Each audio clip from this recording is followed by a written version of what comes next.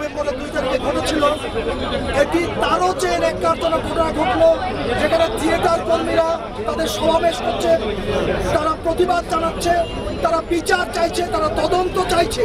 ঠিক এই মুহূর্তে মাত্র কয়েকজন এইখান থেকে এই দুদকের সামনে থেকে তারা ডিম কিনেছে এবং তারা এটা মেরেছে। এটা সাজানো, এটা বৈষম্য বিরোধী ছাত্র আন্দোলনের সাথে যুক্ত কেউ নয়। এটি ভাড়া করা মানুষ, তারা ভাড়াটিয়া এবং কেউ না কেউ কোনো না কোনো গোষ্ঠী তাদেরকে ভাড়া করেছে এবং আমাদের উপরে এই হামলার চেষ্টা করেছে। একটা কথা আমি বলতে চাই, নাট্যকর্মীদেরকে, থিয়েটার কর্মীদেরকে এরা চেনে না। থিয়েটার কর্মীরা জীবন দেবে, কিন্তু থিয়েটারকে কখনো থেমে যেতে দেবে না। আজকে যে ঘটনা এরা ঘটিয়েছে, এর প্রতিশোধ, এর প্রতিবাদ এখন থেকে প্রতিদিন চলবে। নাট্যকর্মীরা এই শিল্পকলা একাডেমি পাহারা দেবে এবং প্রতিদিন নিরাপত্তা বিধান করে নিরাপদে বাংলাদেশের থিয়েটার বাংলাদেশে চলবে, এইটুকুই আমি বলি। এবং যতক্ষণ পর্যন্ত এই ঘটনার তদন্ত না হবে, এদেরকে ধরা না হবে, ততক্ষণ পর্যন্ত আমাদের এই আন্দোলন চলবে। আর এখানে যারা আইন শৃঙ্খলা বাহিনীর মানুষেরা ছিলেন, তারা আমাদের বন্ধু, তারা আমাদের পাশে থাকেন, কিন্তু তাদের সামনে দিয়ে কিভাবে এটি ঘটলো, একজনকেও তারা ধরতে পারলেন না কিভাবে। এটি সত্যিই আমার কাছে এটি আমার কাছে মনে হচ্ছে এবং বিচার না হওয়া পর্যন্ত এই সমস্ত উচ্ছৃঙ্খলাকারী এবং বিশৃঙ্খলাকারীদেরকে গ্রেপ্তার করা না হলে আমাদের আন্দোলন চলবে। গ্রুপ থিয়েটার থেমে যায় না, গ্রুপ থিয়েটার চলবে। কিন্তু আমি দুঃখিত যে শিল্পকলা একাডেমি এখানে সামনে দুর্নীতি দমন কমিশন এবং এখানে পরিষদ ছিল, তার সামনে এই ঘটনাটা। তার মানে তারা কি প্রমাণ করলো? তারা কি প্রমাণ করতে চাইছে? যেগুলো কোনো নিরাপত্তা বাহিনী, আইন শৃঙ্খলা বাহিনী থাকুক, আমরা কিছুই খেয়াল করি। আমি এই মুহূর্তে দেশের প্রধান উপদেষ্টার কাছে অনুরোধ জানাবো, তিনি যেন আজকের মধ্যে, তার পক্ষে সম্ভব, সরকারের পক্ষে সম্ভব বলে আমি মনে করি, স্বরাষ্ট্র মন্ত্রণালয় এদেরকে ধরে দৃষ্টান্তমূলক শাস্তি। আর তাহলে আমরা কিন্তু আমাদের কাজ করে যাব, আমরা নাটক করবো। আমরা তো আর সন্ত্রাস করতে পারবো না। খুবই ঘৃণিত কাজ, খুবই অনৈতিক, রুচিহীন, কুৎসিত মানুষদের কাজ। আমরা এখানে দাঁড়িয়েছিলাম, 2 তারিখে একটা নাটক বন্ধ করে দেওয়া হয়েছে, আপনারা দেখেছেন। আমরা পুরো অনুষ্ঠানটি এমনভাবেই শেষ করছিলাম যে বৈষম্য বিরোধী আন্দোলনের মধ্যে দিয়ে একটি মানবিক, গণতান্ত্রিক, বৈষম্যহীন বাংলাদেশ গড়ে উঠবে, যেখানে শিল্প সংস্কৃতির একটা ভূমিকা রাখবে। আমরা এগুলোই বলছিলাম। আমরা কারো বিরুদ্ধে কোনো কুৎসিত কথা বলিনি, কিন্তু যারা এই ধরনের কুৎসিত কাজ করে তারা নিশ্চয়ই কুৎসিত। তারা তো বৈষম্য বিরোধী আন্দোলনের, ছাত্র আন্দোলনের মানুষ হতে পারে না। তারা কেন এসেছে, কারা?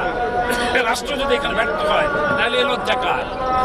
আমরা তো এখানে কারোর সঙ্গে যুদ্ধ ঘোষণা করবার জন্য দাঁড়াইনি। আমরা বরং সেদিনের যে অঘটন, অপ্রীতিকর ঘটনা, সেটাকেও অনেক আমলে নেই। আমরা বলেছি এটা নিয়ে তদন্ত হওয়া দরকার, এর বাইরে তো কোনো কথা হয়নি।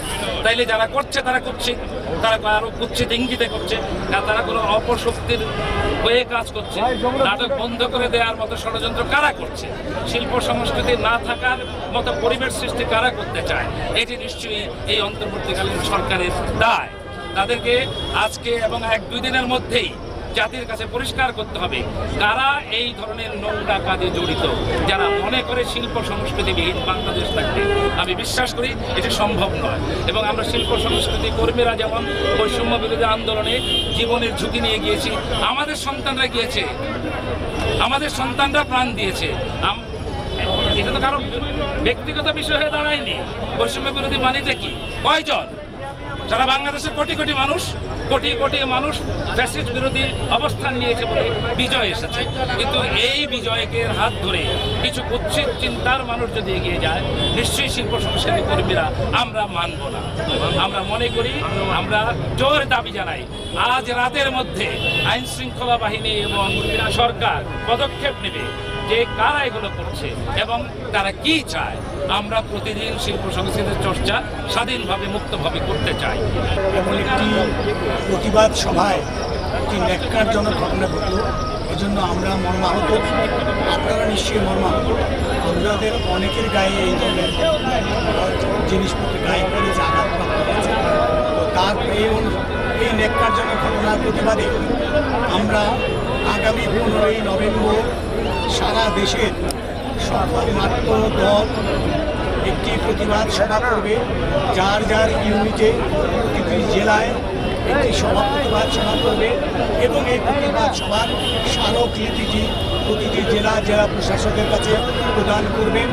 এবং আমরা আজ থেকে আগামী 15 তারিখ পর্যন্ত সব জায়গায় যত নাট্যচর্চা চলবে, নাটকের মহড়া চলবে, নাটকের প্রদর্শনী চলবে, সেখানে নাট্যকর্মীরা কালো ব্যাজ ধারণ করবে এই আগামী 15 নভেম্বর।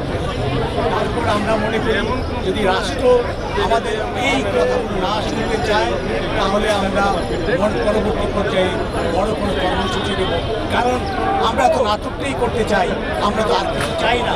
যদি এই ধরনের প্রতিরোধ গড়ে ওঠে, এই ধরনের সন্ত্রাসী কর্মকাণ্ড, তবে তাহলে সারা দেশে নাটক এবং সাংস্কৃতিক চর্চা বন্ধ হয়ে যাবে। আমরা মনে করি যে এই দুর্বৃত্তায়নের বিরুদ্ধে আমাদের সবাইকে ঐক্যবদ্ধ থাকতে হবে।